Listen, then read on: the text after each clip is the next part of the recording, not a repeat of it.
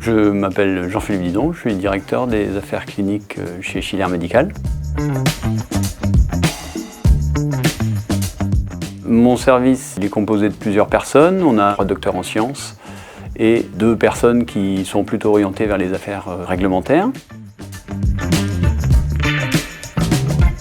Il y a une certaine intelligence dans la machine du fait de la présence de connaissances scientifiques finalement qui ont été analysées sur la base de publications et qui ont été amenées à l'intérieur de la machine par un travail de scientifique et d'ingénieur de façon à ce que l'électrocardiogramme soit analysé en tant que système permettant soit de délivrer un diagnostic, de poser un diagnostic d'arrêt cardiaque ou d'absence d'arrêt cardiaque.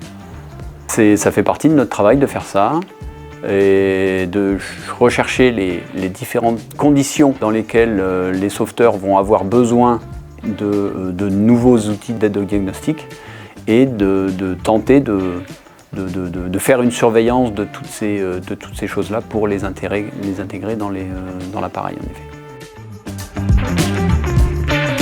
Le premier enjeu, c'est bien sûr de sauver le patient au mieux qu'il soit possible, dans les conditions dans lesquelles il est pris en charge par l'appareil. Et dans un deuxième niveau, on a un enjeu qui est de tenter de faciliter la vie des sauveteurs en leur donnant des conseils sur la façon dont ils font les massages cardiaques, s'ils vont trop vite, trop lentement, ou s'ils vont trop profondément ou pas assez profondément dans leur massage. Donc on a un retour d'information pour le sauveteur aussi, qui permet d'améliorer sa compliance aux recommandations cliniques.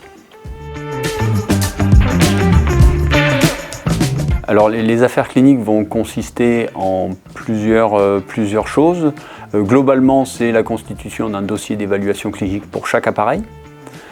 Ce dossier est composé de choses qui viennent de l'analyse de risques, donc des risques cliniques qui sont analysés, qui sont mis en évidence et pour lesquels on essaye de mettre en face les performances de l'appareil et qui vont nous permettre de créer une balance bénéfice-risque. Alors, en premier lieu, bien sûr, c'est de pouvoir tenter de sauver des vies, bien sûr. C'est un point qui est crucial. Si on voit des signaux qui sont plutôt péjoratifs en début d'une intervention et qu'au fur et à mesure de l'intervention, grâce au choc électrique délivré par l'appareil, quand on voit que les signaux évoluent et changent pour arriver à des rythmes qui sont viables, c'est un vrai plaisir, bien sûr.